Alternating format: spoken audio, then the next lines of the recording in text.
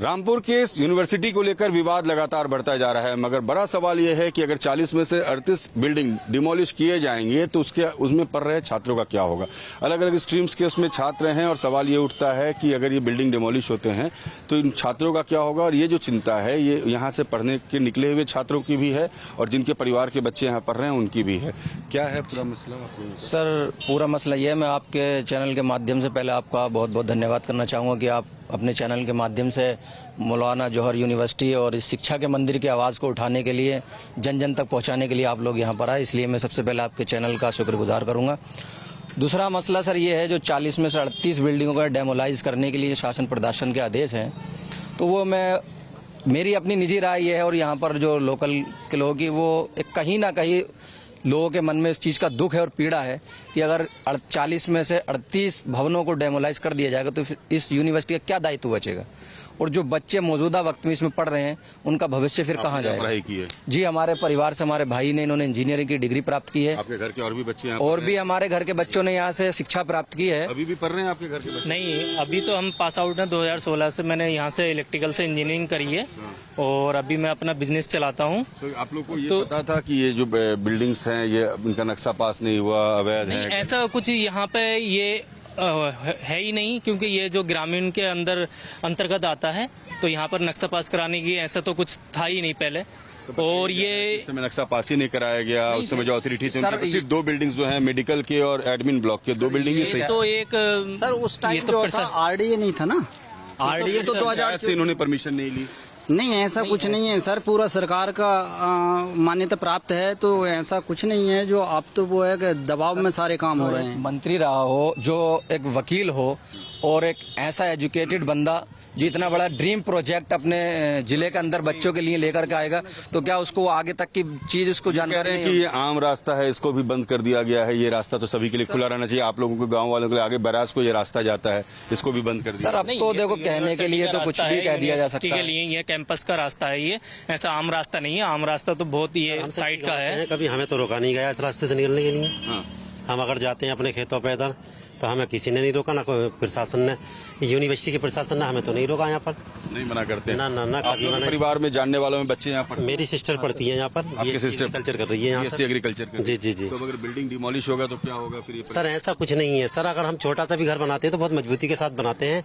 ये इसकी भाषा तो कोई और है। चिंता बढ़ गई है इसको? नहीं सर, 2024 चिंता तो सभी को है, जो मतलब इससे जुड़े भी नहीं है, जो जुड़े परेशान है। उनने खाना भी नहीं खाया शाम में, भले अगर ये बिल्डिंग टूट जाएंगे तो मेरे भविष्य का क्या होगा।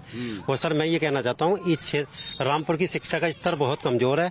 आजम खान ने ये प्रोजेक्ट बनाया, इससे इस क्षेत्र की, जिले की लड़कियां, खास तौर के बेटियां इसमें शिक्षा प्राप्त करी, अच्छी अच्छी नौकरियों पर गई, अच्छे अच्छे कारोबारों में अपने बिजनेस चला रही हैं। अगर मेरा मानना, अगर ये नहीं बनती तो इस क्षेत्र की लड़कियां एजुकेशन में नहीं जा पाती है। बेटी बचाओ बेटी पढ़ाओ, और आज उन्हीं बेटियों को शिक्षा से दूर रखा जाएगा, तो ये कहाँ का? वो कह रहे हैं कि भाई शिक्षा से हम दूर नहीं करें, हम शिक्षा दे देंगे, लेकिन आपको बिल्डिंग्स को हटाना होगा। तो सर बिल्डिंग्स को हटाने का ही एक मेरा सरकार से तिरपाल में देंगे, मेरा सरकार से ये तिरपाल में मिलेगी। मेरा सरकार इतना टाइम तक पट्टियों पर बैठ के बच्चे पढ़ते थे सरकारी स्कूलों में, अब वही यूनिवर्सिटी में भी वही होगा। नहीं, अब ये सुनिए, सरकार से मेरा ये कहना है, क्या इसमें पैसा माननीय आजम खां का लगा है? सब इसमें करोड़ों अरबों रुपया लगा है, वो किसका है?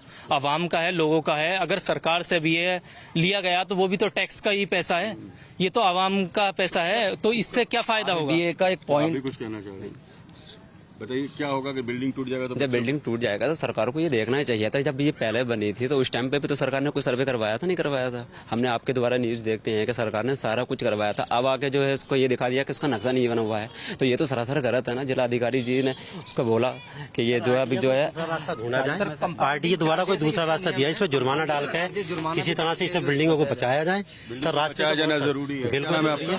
मोहम्मद यूनुस नाम है मेरा। यूनुस परेशान है। यूनुस की बहन यहाँ पर ग्रेजुएशन कर रही है एग्रीकल्चर से। यूनुस कह रहे हैं कि बहन ने 2 दिन से खाना नहीं खाया। हाँ जी। अच्छा सर, मैं एक पॉइंट अपना एक और रखना चाहूंगा। मैं रात ही एक न्यूज पे मैंने पढ़ी है कि यूनिवर्सिटी ग्रांटेड एक यूनियन ने एक भारत सरकार के सर्वे कराया जिसमें 32 ऐसी यूनिवर्सिटियां पाई गई हैं जिसका कोई भी दायित्व नहीं है, ना ही वो राज्य सरकार में उनको दर्जा प्राप्त है और ना ही सेंटर से उनका दर्जा प्राप्त है।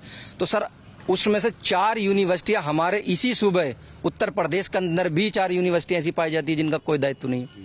उसमें इस जौहर यूनिवर्सिटी का कहीं भी कोई जिक्र नहीं किया गया।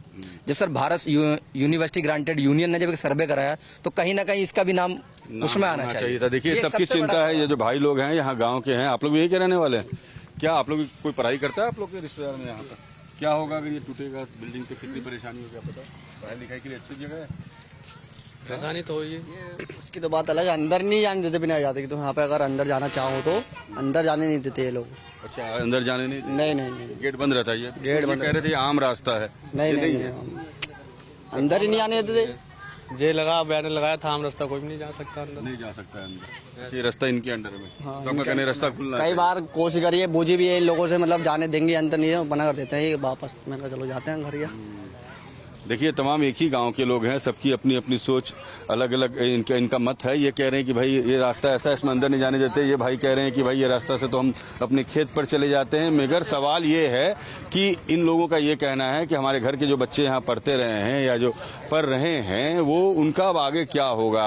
मोहम्मद अली जौहर यूनिवर्सिटी के 38 बिल्डिंग को डिमोलिश करने की बात तो हो गई है, लेकिन ये एक बड़ा सवाल इस बिल्डिंग को लेकर और गाँव वालों की चिंता अब इस बात को लेकर बढ़ी है कि इस इलाके में शिक्षा यहाँ से अच्छे शिक्षा का अलग यहाँ से जगता था और शिक्षा की एक नई धारा बही थी। लेकिन इनकी अब गुजारिश ये है कि व्यवस्था ऐसी बने जिसमें बच्चों की पढ़ाई को किसी तरीके का नुकसान न हो। अब सवाल ये कि अगर बिल्डिंग जाएगी तो कहीं ना कहीं जो शिक्षा चल रही है, जो शिक्षा पटरी पर थी, वो बेपटरी तो होगी। लेकिन ये भी सवाल है कि अगर बिल्डिंग बनी तो बिना नक्शे की बिल्डिंग कैसे बन गई? क्या ये अवैध निर्माण नहीं? और सरकार अगर कार्रवाई करती है तो फिर होता क्या? बड़ी दिल्ली संदीप रावत के साथ रजनीश सिन्हा, लाइफ टाइम्स, रामपुर, उत्तर प्रदेश।